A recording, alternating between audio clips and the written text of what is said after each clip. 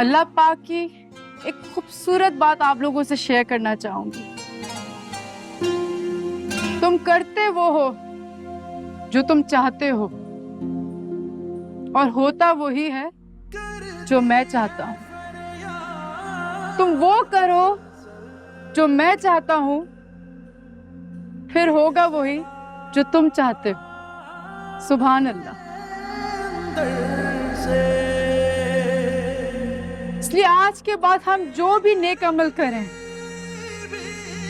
सच्ची नीयत से करें, क्योंकि अल्लाह के पास सिर्फ और सिर्फ हमारी नीयत जाती है। दुआ के लिए हाथ उठाइए।